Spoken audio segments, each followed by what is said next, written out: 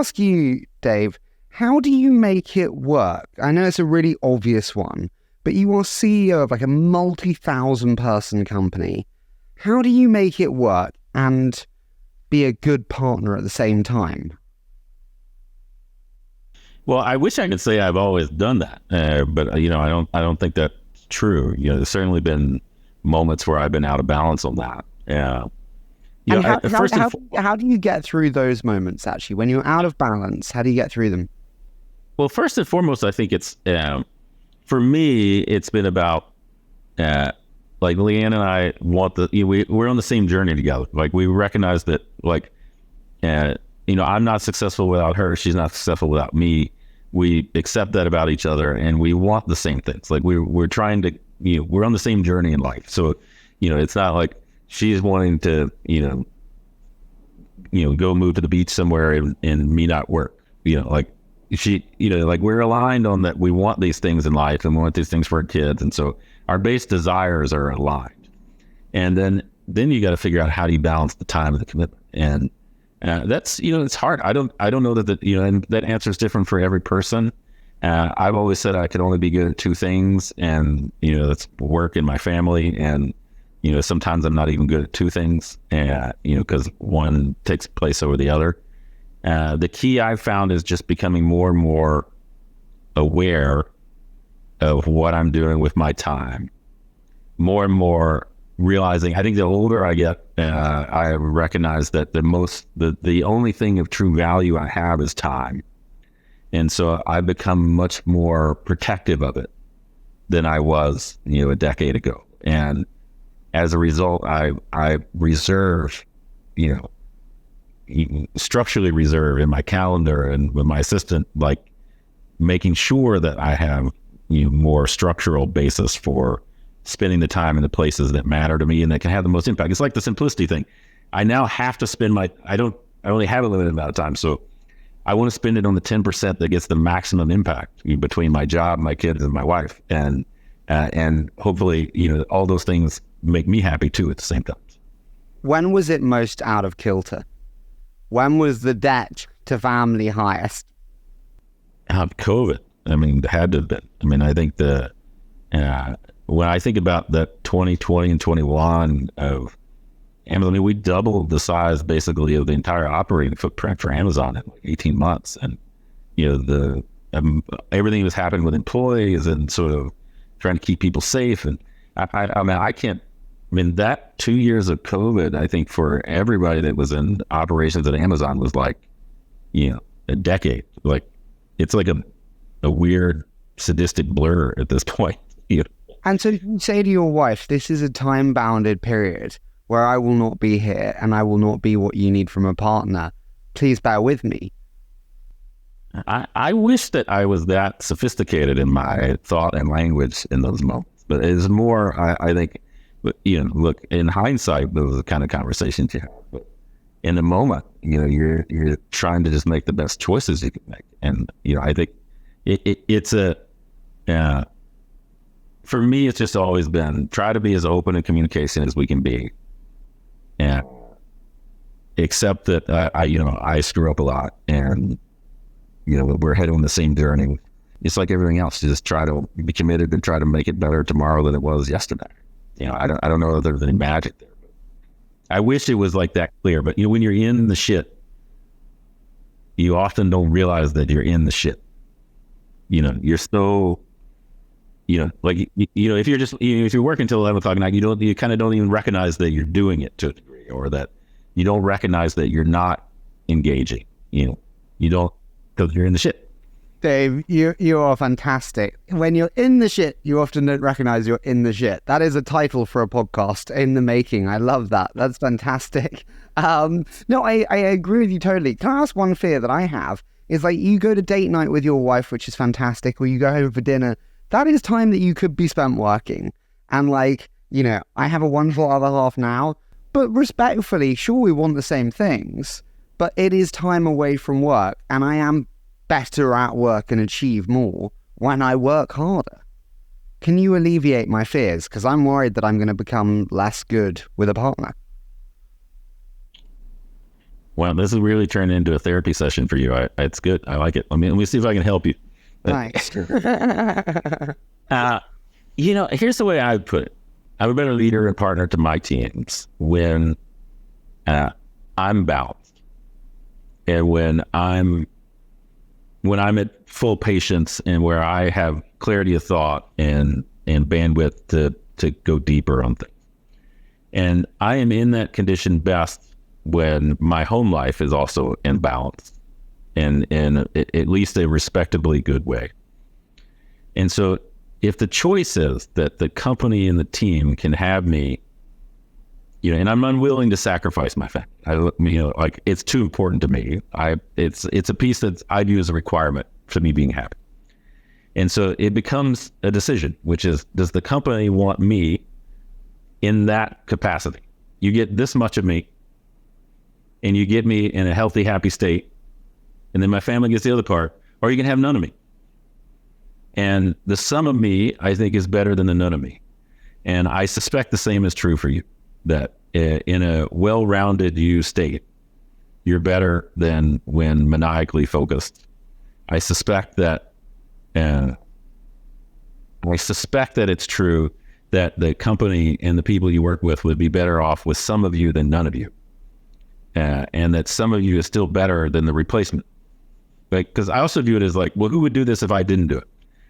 And would they be better than me right now with what time I spend? I mean, still think I spend a lot of time. With what time I spend, would they be better than me? And if they would, then I should go. Then they should take that job.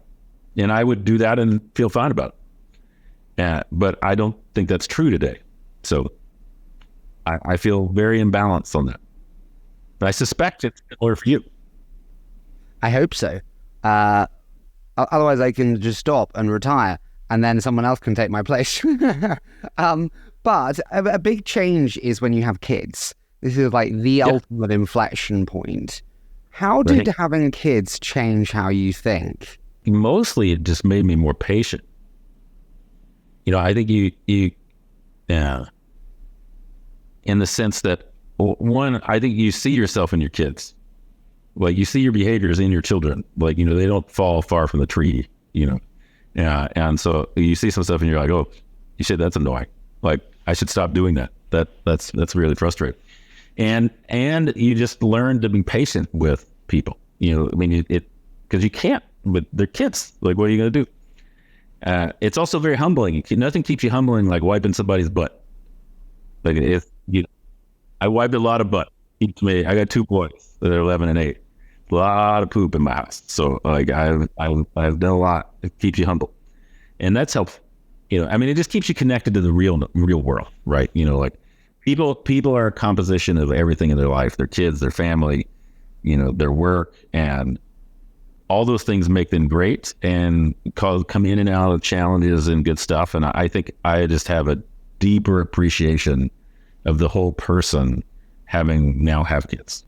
Dave, what's the hardest part of parenting in terms of stage? When you look at children, is it when they're very young? Is it when they start to walk? Is it when they're potentially getting bullied at school for the first time? Which stage of parenting is the hardest?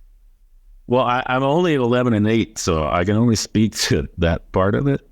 And I can just say that the hardest part for me is that,